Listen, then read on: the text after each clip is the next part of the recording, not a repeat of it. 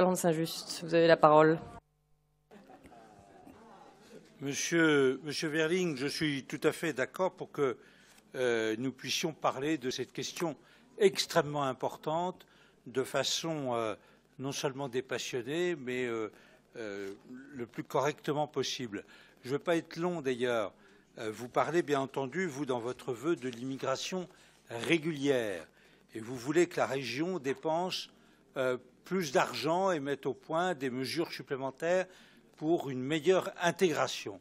Alors, vraiment, sans polémique, moi j'ai 3 observations à faire. La première, c'est que Michel Rocard disait il faut lutter contre toute immigration nouvelle. À 4 millions, un peu plus, 4 200 000 étrangers en France, nous ne pouvons pas héberger toute la misère du monde, ça n'est pas possible.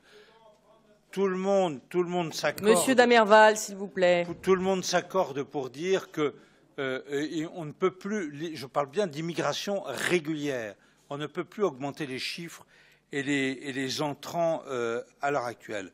Première observation.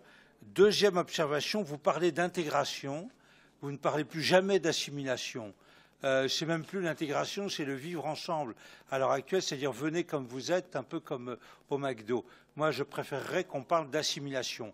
Et dernière observation, l'assimilation, elle est évidemment parfaite, et nous sommes tout à fait d'accord, à partir du moment où ces étrangers en situation régulière demandent leur nationalisation, leur naturalisation, pardon, qu'ils deviennent français, qu'ils veuillent vraiment devenir français, acquérir la nationalité française et avoir donc tous les droits de celui qui a la nationalité française et un certain nombre d'actions pour leur permettre de parfaitement s'assimiler. Voilà, nos observations, c'est très rapide, je pense que ce n'est pas du tout polémique, et nous pensons que votre rapport va trop loin, si vous voulez, en ne parlant pas d'assimilation, en laissant entendre que les étrangers en situation régulière peuvent venir de façon encore supplémentaire dans notre pays et en dehors de toute procédure de naturalisation, demandant des dépenses supplémentaires et des actions supplémentaires. Voilà, merci.